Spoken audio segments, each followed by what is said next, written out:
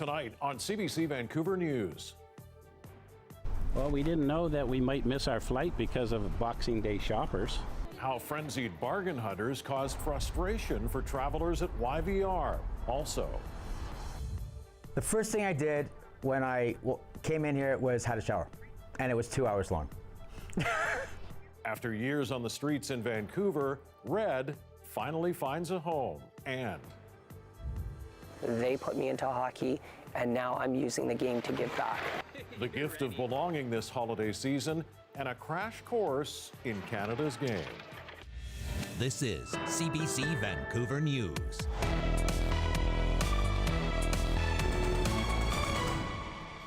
Good evening. Long lines and big crowds at shopping malls on this Boxing Day. Deal hunters swarmed an outlet mall near Vancouver International Airport. And as Andrea Ross reports tonight, it caused added frustration for travelers. I found some passport holders, I think. One purse, and some sneakers. A sale some look forward to all year. Discounts that had thousands out of bed and out the door before the sun came up. I was looking for a jacket, and I got one. It was like $125 off, so yeah. You say it's worth it then? Absolutely, 100%. Around 50,000 shoppers were expected at this outlet mall near the airport today. This is our biggest day of the year. A day that still draws thousands of people to brick and mortar stores, despite the convenience of online shopping. You know, there's something exciting. It's an event. It's something that you can share with your friends and family, and it's a little more exciting than just hitting click. Unless shoppers got here very early this morning, they waited in long lines to find parking, but some of them say the deals were worth it. It was a great deal. Yeah, I think it was like a $200 knife I got for $30. Yeah, last one. A bargain for sure, but everything comes at a cost. It's wild. Crazy crowds. But if you can't beat the crowds, sometimes you can beat the system. I actually went online to find something that they weren't out of stock on. So I did some shopping online at the mall. A big day for bargains, but those trying to get to the airport felt they got a raw deal. We're just like killing time, to be honest. Like there's nothing we can really do. It's just terrible traffic. One of the biggest shopping days of the year also happens to be one of the busiest for air travel. Shoppers were urged to take the Canada line to the outlet. Drivers were also warned there'd be delays due to the nearby Boxing Day sales. Bad news for some stuck in the lineup. Well, we didn't know that we might miss our flight because of Boxing Day shoppers. And with just one main road into the airport, a frustrating wait. I think they should do something about the transportation system here. They should never allow a shopping mall to do this to international flights. It's totally crazy. Crazy to some, but for others, a yearly tradition. Andrea Ross, CBC News, Richmond. CN Rail says its crews are responding to a train derailment near the BC-Alberta border. It happened early this morning near Mount Robson. 26 cars left the tracks, 2 becoming partially submerged in a lake nearby. CN says it's working with government authorities to determine if there's been an environmental impact. The train is used to transport potash. According to the company, there were no injuries. Now, dozens of people held signs and protested in downtown Vancouver today against the Iranian government. Iran is lacking human rights, and this has always been the case. The rally was organized to support people demonstrating in Iran and to call attention to human rights abuses. Last month, the sharp rise in gas prices led to protests and then an internet shutdown by the Iranian government. Protesters are planning another demonstration for this Saturday. He survived for years living on the streets, and most recently in the tent city at Vancouver's Oppenheimer Park. Well, tonight, Red, as he's known, has a home. But as the CBC's John Hernandez reports, like many homeless people, it was a long wait for a place to stay. This is awesome. Simple things like electricity and running water mean a lot to Stephen Robinson. The first thing I did when I came in here was had a shower, and it was 2 hours long. And it was awesome. He goes by the name Red, and if you ask him, he's a survivor. He lived on the streets for years before finally making it into this supportive housing unit. I survived Skid Row. Yeah. It wasn't easy. Probably the hardest thing I ever did. You start to get to the point where you just don't give a shit about anything anymore. You don't care. You'll walk across the street without waiting for the light to change red. You'll start yelling at people for no reason. You'll start acting out, like acting up, you know, like a child would. Red spent months inside Oppenheimer Park, scrambling to hang on to his possessions. Every day I woke up was like a panic. And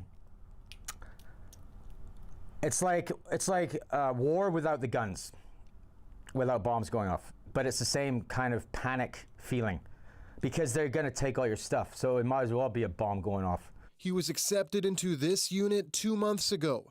Adjusting wasn't easy at first, so he brought some of the camp with him. This is a recreation from the camp. This is what I had outside my tent. I can't really get away from the camping because, you know, like I do like camping. I just don't like surviving every day in a tent. There's more homeless residents in the city than ever before. Thousands will brave the elements over the holidays. Oppenheimer Park continues to be a major hub. The city continues to have serious concerns about people's safety, just the number of tents, the proximity of the tents to one another, and obviously as the conditions, as the weather gets colder, people are using various heating devices that are potential safety risks. We got lights. So today, Red is doing his best to share some holiday cheer. I wanted to do something nice for everybody in the park, and it's dark and dreary, and I think that it brightens things up a little bit. Oh, look. The gesture draws some attention, but in the end, he knows what the people here really need. You know what? There's better things to do than to be surviving every day. There's way better things to do. John Hernandez, CBC News, Vancouver.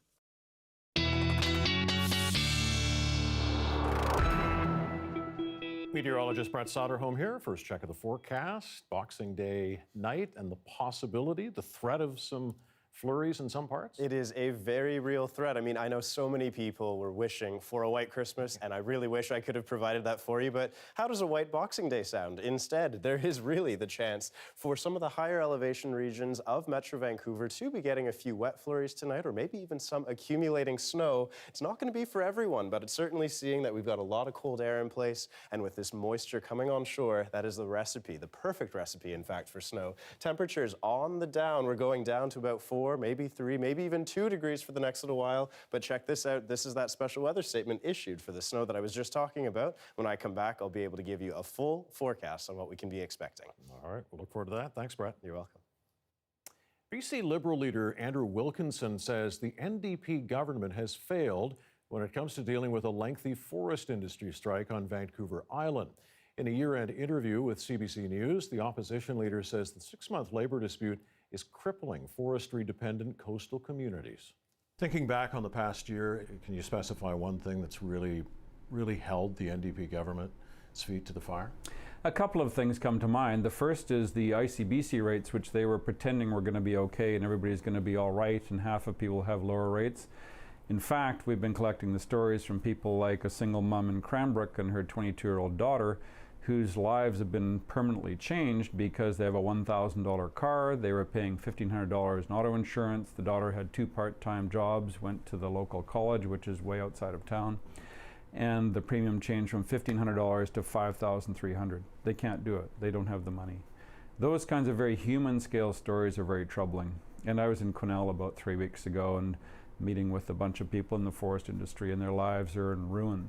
So that's what you've held them accountable for? The forest industry is really important in this province, and they have completely ignored and neglected it.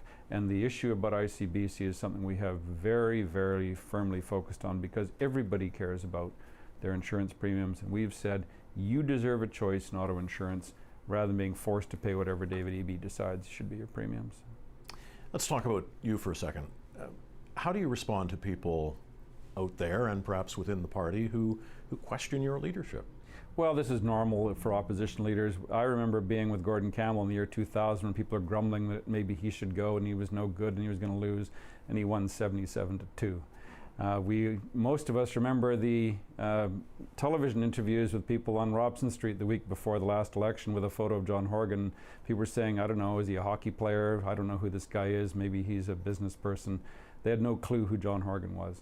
So you're the guy to lead the charge into the next election? Absolutely. We've got very, very tight, strong caucus support. And as I say, I've been all over the province in the last 2 weeks, and everywhere I go, people are enthusiastic and say, let's get out there and beat the NDP. In the spirit of giving, perhaps at this time of year, what would be the one thing you would say the NDP government has done well in the past year?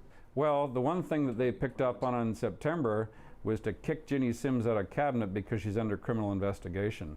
And there are a couple of other things I could point to, like the move they've made on vaping. It's not enough, but at least they'd moved ahead on it in terms of controlling access for younger people. And what's your top priority, the Liberals' top priority for the coming year? Top priority is getting around British Columbia, talking to people all over this province. And it's very interesting, if you're in Maple Ridge, the sole topic of conversation is homelessness and addictions, and you wouldn't know that unless you went there. So my job is to get out and meet people, hear from them firsthand what their issues are, and get ready with a package to put out on a platform for an election that could come within 6 months. And we shall see about that. Tomorrow on this newscast, Anita sits down with Green Party leader Andrew Weaver.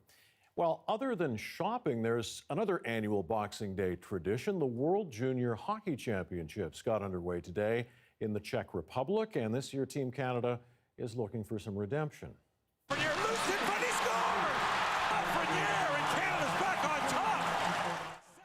Team Canada won 6-4 in its opener against the United States. A good start for the Canadians, and there's plenty of pressure on the team. Canada looking to rebound after a historically bad result last year when the team was eliminated by Finland in the quarterfinals. And Sandin can get the puck to them, and they're smart. And a cross try, scores! It's pretty amazing. A great day for Canucks prospects. Nils Höglander scoring that incredible lacrosse goal for Sweden in the win over Finland. And Vasily Podkolzin also batted in his first of the tournament for Russia in a loss to the Czech Republic. The tournament continues for Canada on Saturday when they face Russia. Well, it's a 1992 movie that's aired on CBC television for years. Coming up, why it's triggering outrage for what was cut out.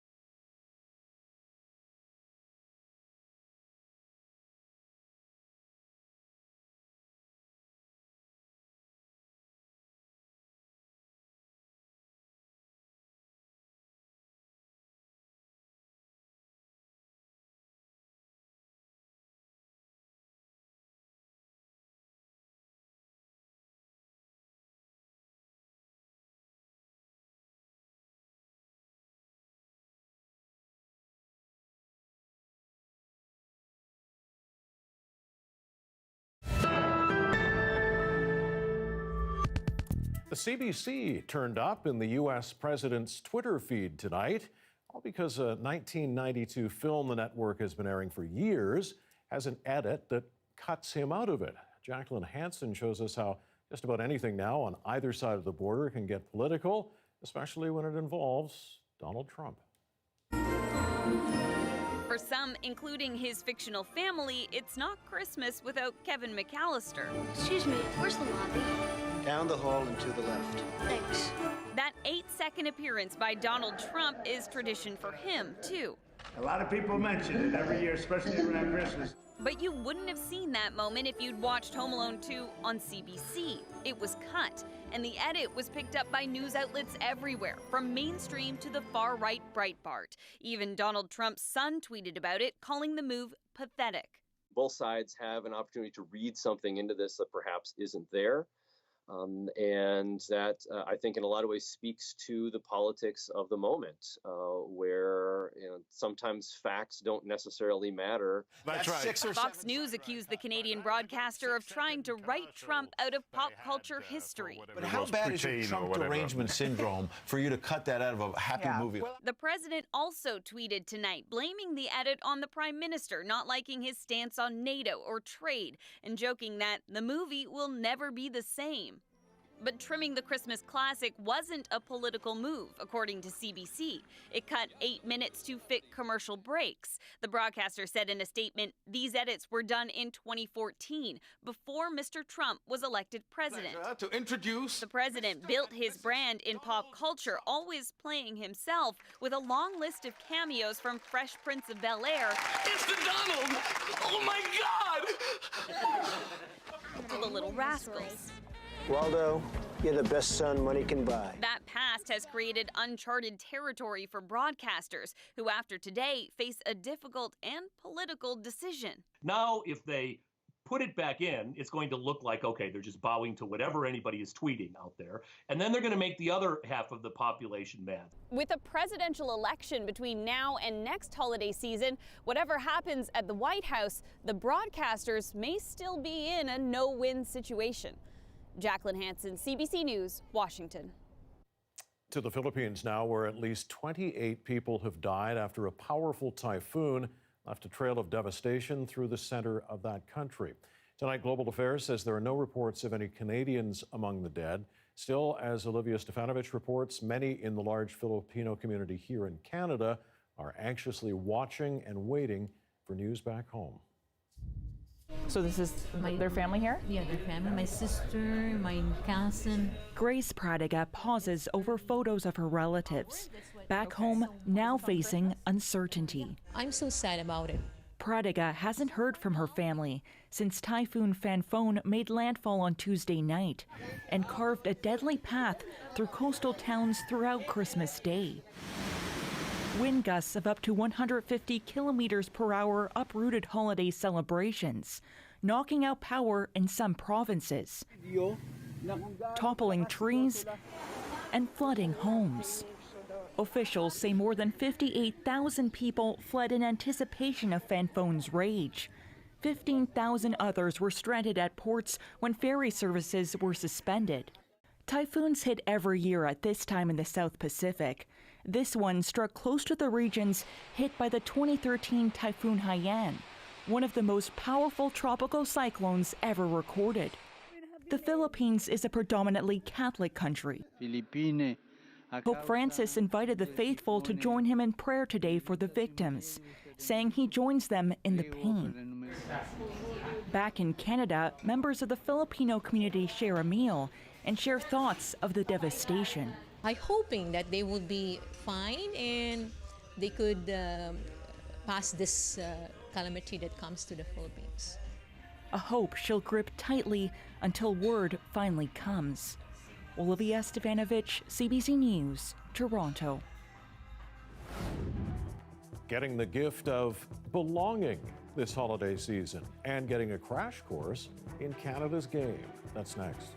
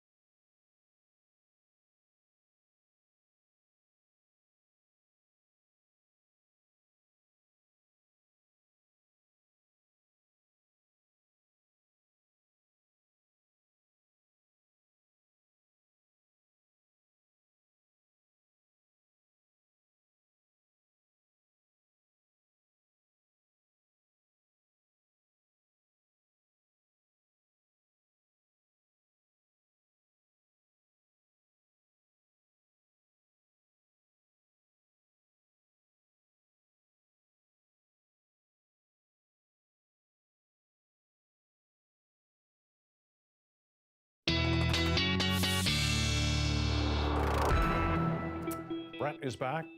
No white Christmas, obviously, at least in most parts. In most parts, yeah.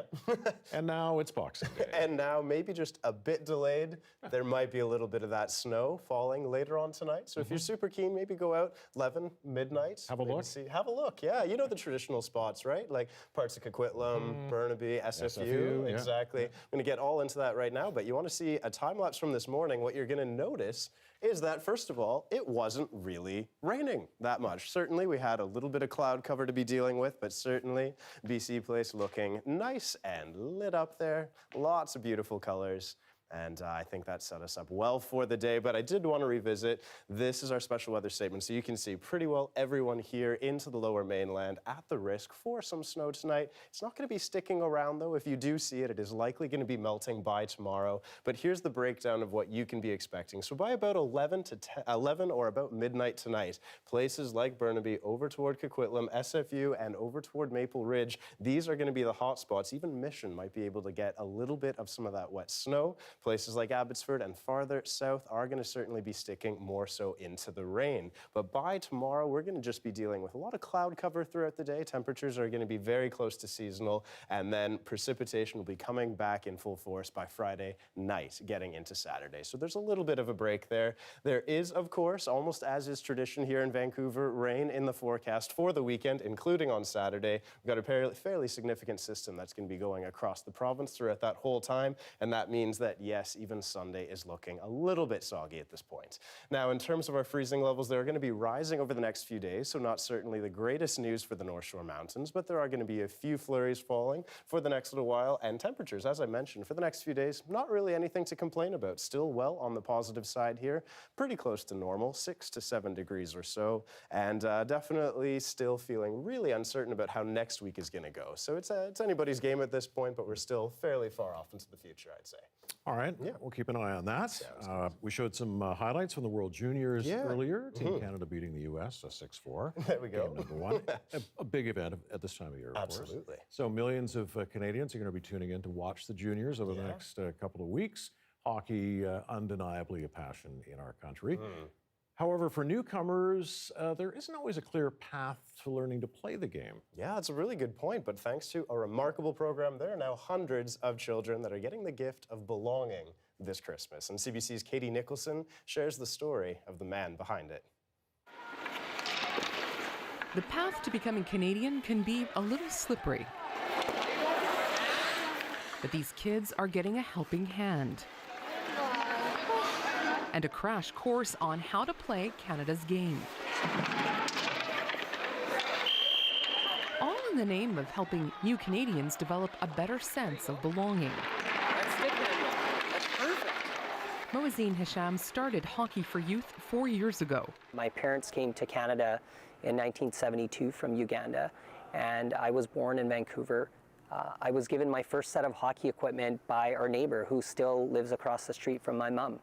And they said, you should put your youngest son into hockey, and my parents obliged, and it gave me an opportunity to feel socially included. We're also going to do some turning today. He's now extending that opportunity to hundreds of other kids from 30 countries who also just want to belong. What you want to do is make sure you put more of an emphasis on your rotating your ankle. So Killeen Farron volunteers with Hockey for Youth. I grew up kind of part Indian and part Scottish. There you go, and then you cross over just like that. Yeah. But it's hockey that has played a key part in Farron's Canadian identity. Definitely, I think of like winter days where you kind of go on the pond in the backyard. You're kind of just always outside in the snow and skating. I think hockey is just something that I see myself as when I say, I'm Killeen, I'm a hockey player. Are you excited? Farron and the rest of the Ryerson Rams women's hockey team provide a steady hand to guide the kids. Yeah, I did the whole thing without falling. The whole thing. Hockey belongs to everyone. It's not just people who can know how to play the sport, but people who want to watch a sport, who maybe want to get involved in the sport. I think it just extends further than just playing the game and just growing to love the game. You're ready. And it appears to be working. Gaurav Akram is from India, where field hockey is big. Ice hockey, not so much. Skating on ice is worse. But he's learning. In future also a chance to play hockey, I'll join it. You want them tighter? Just let me know. Cool? And that's exactly what Moazine Hisham wants to hear. It's pretty emotional in a positive way. I think about the kids who, you know, some of the things that they've gone through. But every time they're out on the ice, you get to see those smiles. When they fall for the first time, it's amazing to see them get back up. And that's what we talk about all the time is when you fall, you get back up and you try again. Hey, buddy. And for Hisham, this program is deeply personal. For me, I always tell my mom and my dad that it's kind of a full circle experience in terms of they put me into hockey and now I'm using the game to give back. And as the program expands into a third city, it's a gift that keeps on giving, the gift of hockey and belonging. Okay, so all the way, follow me. Let's go. Let's go. Go. Katie Nicholson, CBC News, Toronto. Yeah, great program and a Vancouver guy. Oh, that's Originally amazing. Doing some good stuff. Wow, I love everything about that. That's all the time we have. We are back at 11 o'clock, right after CBC's National. We'll see you then. Take care.